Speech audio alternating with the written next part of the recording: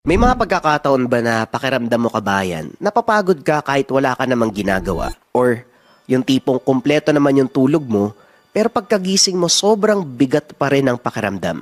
Parang may mabigat na enerhiya na umihila sa tahanan, may mabigat na enerhiya sa paligid.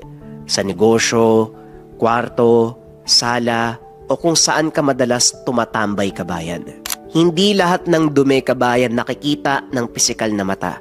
Hindi dapat malinis lang ang pisikal na espasyo, hanggang espiritual dapat kiniklens yan. Ang insenso candle for cleansing mula sa Lika Merchandise ay espesyal na kandila na ginawa upang magbigay ng liwanag sa espasyo na ating ginagalawan. Insenso candle for cleansing, pang-cleanse ng lugar, pangtaboy ng negative energy para maganda ang pasok ng swerte at iwas sakit na bunga ng negative energy. Sa isang sindilang kabayan, gumagaan ang kapaligiran, lumilinis ang espasyo, nagiging mahimbing ang pagtulog sa gabi. Ito ay mainam na gamitin pang-cleanse na mga lugar kung saan natin nararamdaman ang negatibong enerhiya. Kung interesado ka kabayan, kailangan lang tong sindihan sa umaga at gabi. May yellow basket dito sa baba or pwede mong i-visit ang shop ng Lika Merchandise Incenso Candle for Cleansing.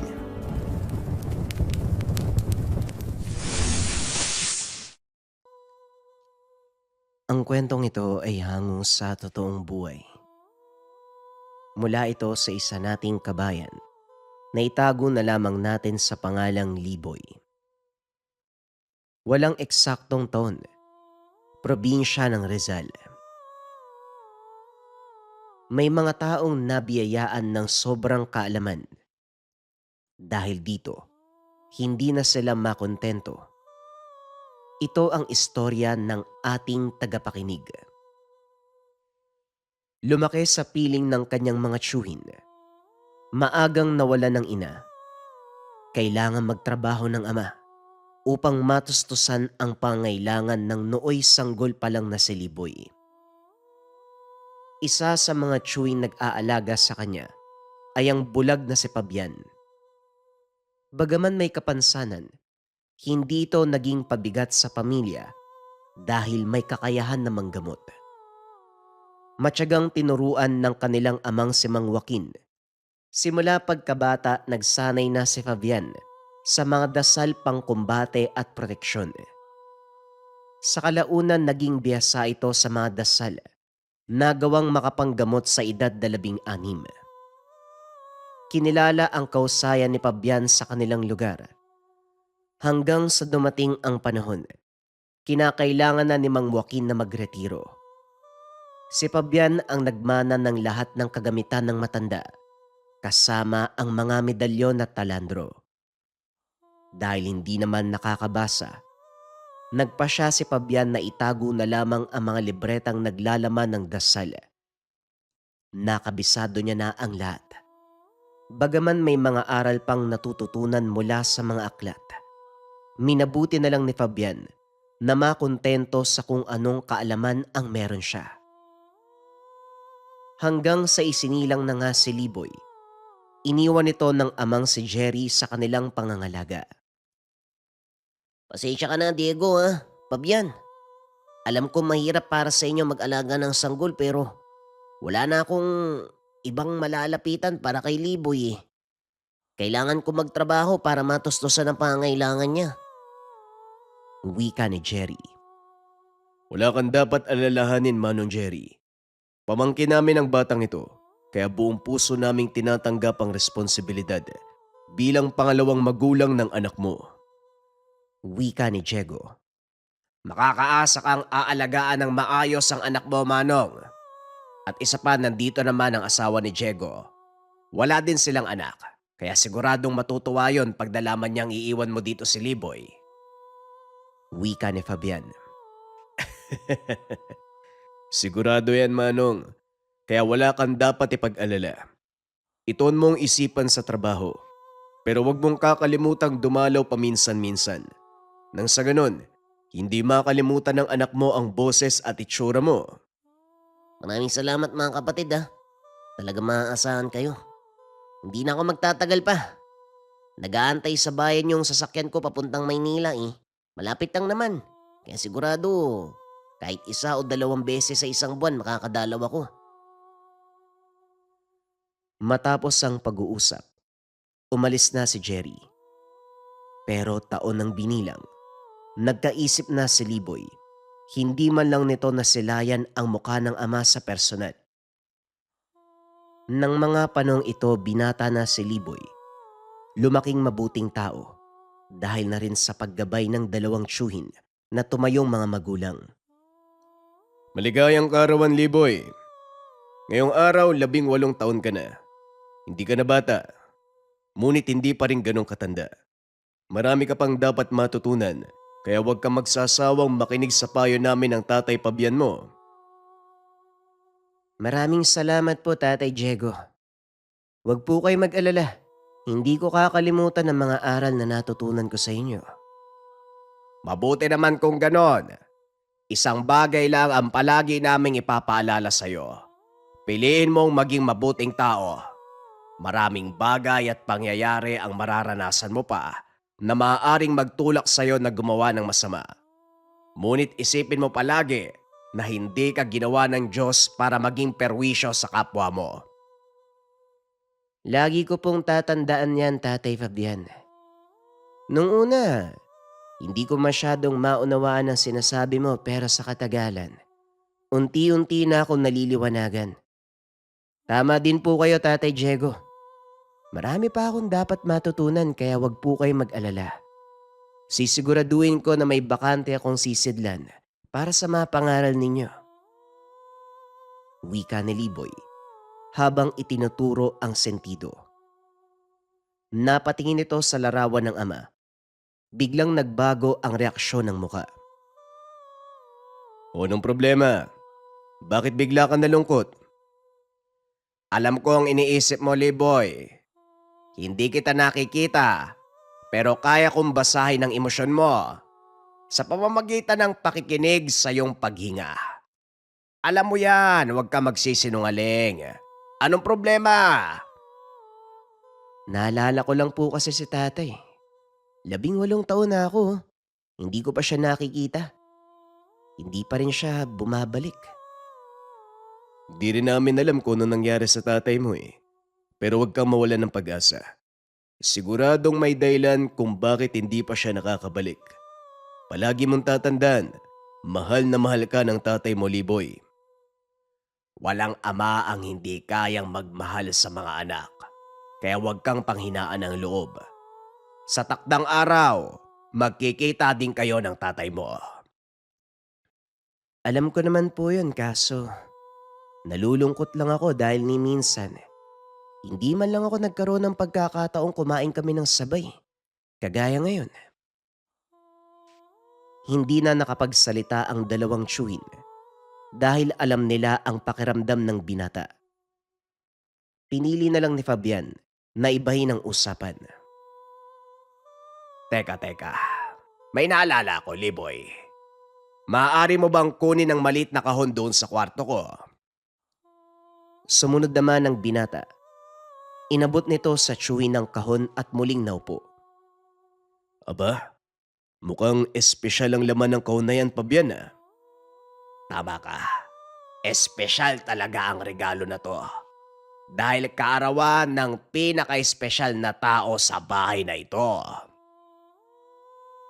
Wika ni Fabian habang binubuksan ang maliit na kahon. Nanlaki mga mata ni Liboy nang makita ang laman nito. Hindi po ba kayo nagbibiro, Tatay Fabian? Ibibigay mo sa akin yan. Alam niyo kung gaano kong pinangarap na magkaroon ng ganito. Alam ko. At nararamdaman kong ikaw ang susunod sa mga yapak ko. Kaya siguro panahon na para ipamana sa iyo ang pinagmula ng lahat ng kaalaman ko. Ang libreta ni Lolo Joaquin. Hindi makapaniwala si Liboy. Pinamana sa kanya ng tiyuhin ang libreta ng kanilang ama. Ang buong akala ng binata, hindi niya ito mahahawakan. Ipinagkaloob namin sa iyo ang libretang yan. Pero hindi ibig sabihin, ipinapasa namin sa iyo ang bigat ng responsibilidad na nakaakibat ng mga kaalamang taglay Nasa iyo ang pagpapasya, Liboy. Matagal ko nang pangarap na matutunan ang mga aral sa libretang ito. At alam niyong, gusto ko ring maging manggagamot. Kaya wag po kayo mag-alala, Tatay Diego, Tatay Fabian. Ako mismo ang pumipili na tanggapin ang responsibilidad ng isang manggagamot. Nang mga sumunod na araw, tinutukan ng binata ang pag-aaral na mga dasal at sa paggabay ng dalawang tiyuhin, nagawa niya itong matutunan. Handa ka na para sa una mong pasyente, Liboy. Kami mismo ng Tatay Diego mo ang makakapagpatunay. Ngayon, susubukan natin ang antas ng kaalaman at kakayahan mo sa panggagamot. Maya-maya pa dumating ang isa sa mga pasyente. Biglang nakaramdam ng kaba si Liboy. Dahil sa pagkakataong iyon, hindi na siya manonood. Siya na mismo ang gagamot. Teka, sandali lang, Tatay Fabian. Hindi pa ako handa. Sa tingin ko, handa ka na. Bilisan mo! Nag-aantay ang pasyente natin. Nataranta ang binata. Naupo ito sa tapat ng pasyente. Lumapit ang dalawang tiyuhin. Tumayo sa tabi nito. Ramdam ko ang kabayong tumatakbo sa dibdib mo, Liboy. Patahanin mo yan. Huminahon ka. Hingang malalim. Ipinikit ng binata ang mga mata. Huminga ng malalim. Kahit papano kumalma si Liboy, bagyang nawala ang kaba nito. Kinausap ng binata ang pasyente. Tinanong kung ano ang nararamdaman. Ilang sandali pa, napalagay na ang loob ni Liboy. Nagpatuloy sa ginagawang panggagamot. Natukoy nito ang karamdaman ng pasyente.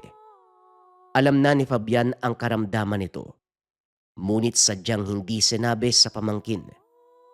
Alam din ito na malala ang kalagayan ng pasyente. Pero hinayaan niyang si Liboy ang magsabi. Malala na po ang pamamaga ng iyong atay. Kailangan po ng eksperto sa medisina. Kapag hindi naagapan, pwede po kayong mamatay. Nagulat ang pasyente sa narinig. Teka, Fabian, alam ba ng pamangkin mo ang ginagawa niya? Sabi nung unang tumingin sa akin na manggagamot, hindi naman ganyan. Wika ni Aling Masing. Lumapit si Fabian at nagsalita. Wala akong duda sa sinabi ng pamangkin ko. Alam kong totoo ang mga nakita niya. Dahil ako mismo ang nagturo sa kanya. Malaki ang tiwala ko sa kakayahan ni Liboy. Ngayon kung hindi ka maniniwala sa kanya, bakit hindi mo subukan magpatingin sa doktor? Ikaw mismo magpatunay. Dahil sa pagkadismaya, dali-daling tumayo ang pasyente. Ngunit bigla itong napaupo. Nakaramdam ng matinding sakit sa tagiliran. Gaya nga po ng sinabi ko sa inyo, malala na po ang pamamaga ng atay. Hindi po pwede ang bigla ang pagkilos. Wika ni Liboy habang inaalalayan ang pasyente. Mabuti pong pakinggan niyo ang sinasabi ng pamangkin ko. Magpahinga po muna kayo. Maya-maya mawawala na ang pananakit. Nagawang matukoy ni Liboy ang karamdaman ng pasyente. Ngunit para sa kanya, kulang ito. Napansin ni Diego na tulala ang binata, kaya nilapitan niya ito upang kausapin. Bakit, Liboy? Anong problema? Yung pasyente ko po kasi. Ganun talaga. May mga taong hindi marunong tumanggap ng katotohanan kasi masyadong masakit para sa kanila. Pero mahusay ang ginawa mo. Nagawa mong matukoy ang sakit niya. Hindi naman po yun yung inaalala ko, Tiyo eh. Alam kong normal sa pasyente ang ganong reaksyon. Lalo pa kung sasabihin na malubha na ang lagay niya. Ang iniisip ko lang, hanggang doon na lang ba tayo? Ha? Anong ibig mo sabihin?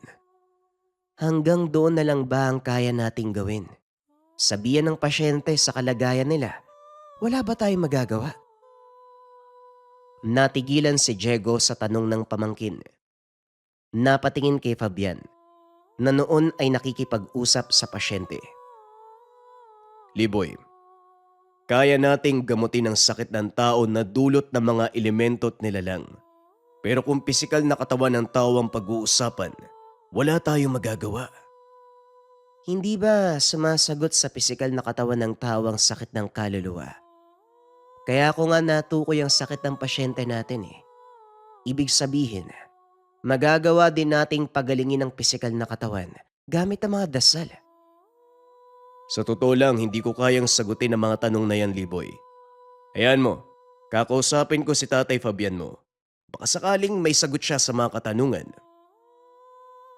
Upang makaiwas sa mga tanong ng binata, pinili ni Diego na lumabas ng bahay, magsibak ng kahoy.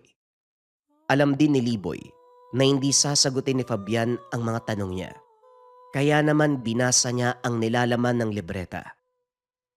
Habang naghahanap ng kasagutan, napunta ito sa bahaging napunit ang pahina. Sinubukan itong buklatin ang ibang bahagi pero hindi ito makita. Inantay ni Liboy na matapos sa pakikipag-usap ang tiyuhin at nang makalis ang pasyente, sa kanya ito kinausap. Tatay Fabian, kulang ang pahina ng libreta. May nakita akong sadyang pinunit. Sino po ang may gawa nun? Halata ang gulat sa mukha ni Fabian. Pero pinili nito na huwag ipahalata sa pamangkin. Ano bang sinasabi mo? Alam mong wala akong paningin, di ba? Paano ko malalaman na may nawawala sa pahina? Napaisip si Liboy dahil kung tutuusin, hindi nga naman nababasa ni Fabian ang libreta, kaya hindi niya ito magagawang punitin. Ngunit lingid sa kalaman ng binata na nagsisinungaling ito. Alam ni Fabian ang katotohanan. Sinadya itong punitin ng kanilang ama dahil nagtataglay ng mapanganib na dasal ang bahaging iyon ng libreta. Pero bago pa ito punitin, naituro na ito kay Fabian bilang paghahanda kung sakaling may dumating na pagkakataon na kakailanganin niyang gamitin ang pinagbabawal na karunungan. Dahil walang nakuwang sagot mula sa tiyuhin, nagpasya na lamang si Liboy na palipasin ito. Nakahinga ng maluwag ang magkapatid dahil kahit papano, nalihis ang atensyon ng pamangkin. Mukhang lalong nagiging matanong si Liboy, Fabian. Darating ang panahon, hindi mo na maitatago sa kanya ang lahat. Sa palagay ko, kailangan na nating sabihin sa kanya ang lihim na aral ni tatay. Alam mo rin sa iyong sarili na hindi pa ito ang oras, Diego. Tama ka. Mahusay na disipulo si Liboy, pero hindi tayo nakakasiguro kung makakayanan niyang panatiliin ang disiplina sa oras na matutunan ang kabuuang aral ni tatay. Tama ka, pero ang inaalala ko din, paano kung siya mismo ang makatuklas? Hindi ba mas delikado? Para sa akin, mas mabuti nang matutunan niya ang kabuuan ng aral ni tatay na may gumagabay. Pag-isipan mong mabuti, Fabian. Ilang araw ding pinag-isipan ni Fabian ang sinabi ng kapatid. At sa bawat panahong lumilipas, lalong umuunlad si Liboy sa pinasok na larangan. Nakita din ito, napapanatili ng binata ang pagiging mapagkumbaba. Naging marami ang tagahanga hanggang sa tuluyang nakilala sa larangan ng panggagamot. Dahil sa pagdami ng pasyente, kinakailangan ng mas malawak na lugar. Nagpasya ito, linisin ang isang bahagi ng kanilang bakuran. Gumawa ng maliit na tolda ang binata. Habang naghuhukay, hindi sinasadyang may natamaang matigas na bagay. Hinukay ito ng binata. Nagulat nang makita kung ano ang nakabaon sa bahaging iyon. Isang maliit na kahon. nangingitim na dahil sa katagalan ng pagkakalibing. Bagamat nakabalot ng itim na tela, hindi pa rin napigilan ang pagpasok ng mga nakakasirang elemento. Nag-iba ang kulay ng kahon. May mabahaging kinain ng anay. Sinubukan itong buksan ng binata, kaso nga lang napakatibay ng kahon na kahit ilang beses hinampas ng pala, hindi mabasag-basag. Ano ba naman to? San ba gawa yung kahon hindi mabuksan? Muli niya itong sinubukang buksan gamit ang martilyo. Gaya ng una, wala pa ring nagawa. Dahil sa pagkayamot, itinapon niya ito. Hindi sinasadyang pumasok sa tapayan ng tubig.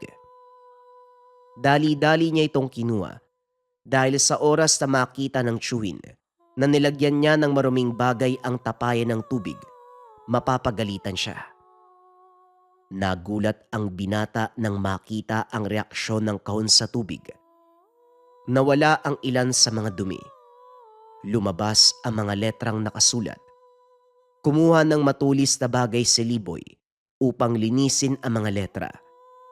Dito napagtanto ng binata na ang mga letrang yun walang iba kung hindi ang kwadro ng Sator. Napangiti si Liboy dahil alam niyang may mahalagang bagay na nakatago sa loob ng kahon. Senelyo ito, gamit ang isang makapangyarihang orasyon. Itinago ng binata ang kahon, nagpatuloy sa ginagawa. Nang matapos ang kubo, muli nitong binalikan ang mga aral na itinuro sa kanya ni Fabian. Kabilang dito ang malakas na orasyon na nakakapagbukas ng selyo. Napangiti si Liboy nang mahanap ang orasyon. Ginamit niya ito at nagawang buksan ang kahon. Nagulat ang binata dahil ang nilalaman ng selyadong sisidlan ay ang pinunit na pahina sa libreta ni Tandang Joaquin. Dito ay natuklasan ng binata ang ilang paraan kung paanong pagalingin ang pisikal na katawan ng tao gamit ang mga dasal. Pero lingid sa kalaman ng binata na may kapalit ito. Matapos pag-aralan ng sekreto ng mga tinatagong kasulatan, nilapitan nito si Fabian at kinausap. O Liboy, may kailangan ka ba? Meron po, Tatay Fabian. Sa palagay ko, kaya kong pagalingin si Aling Missing. Ha? Paano mo gagawin yon? Hindi ba sinabi ko sa'yo, imposible siyang gumaling? Wala pong imposible sa lihim na karunungan. Sa oras na mapag-aralan mo ito at maunawaan, magagamit mo ang buong nakatagong kapangyarihan ng bawat dasal. Hindi ba yan ang palagi niyong sinasabi sa akin? Bakit hindi niyo po ipatawag si Aling Missing?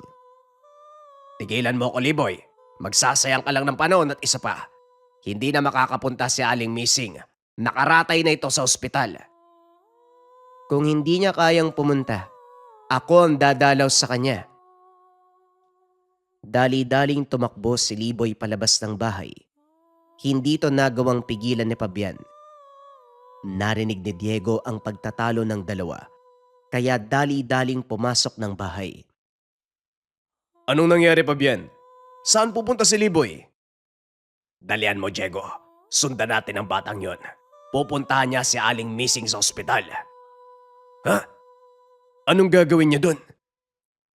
May sinabi siya sa akin. Kaya niyang gamutin ang sakit ni Aling Missing. Malaking gulo kapag nakita siya na makaanak doon. Naku, ito talagang si Liboy. Akala ko lumipas na ang usaping yan. Dito ka lang, akong bahala. Hindi, Diego, sasama ko. Malakas ang kutob ko. May natuklasan ng binatang yan. Maaari siyang mapahamak. Dali-daling umalis ang dalawa.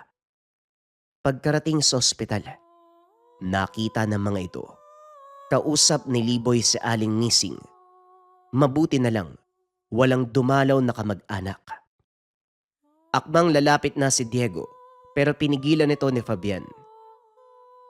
Teka, tignan natin kung anong gagawin ni Liboy. Baka mali ang hinala ko. Sige, Fabian. Makinig muna tayo sa labas. Nanatili ang dalawa sa labas ng kwarto. Sa pamamagitan ng siwang ng pintuan, narinig nila ang usapan ng dalawa. Hindi ba sinabi mo sa akin wala ng pag-asa? Kaya hito ko ngayon nakaratay. Nagkamali po ako na sabihin sa inyo na hindi kayo gagaling. Pero Aling Nising, magtiwala po kayo sa akin. Sa pagkakataon pong ito, aalisin ko ang sakit nyo at ibabalik sa dati ang inyong katawan. Pakiusap, Liboy. Huwag mo na akong bigyan ng maling pag-asa. Tanggap ko na ang kamatayan ko. Hindi po huwad ang pag-asang dala ko, kundi tiyak na kagalingan.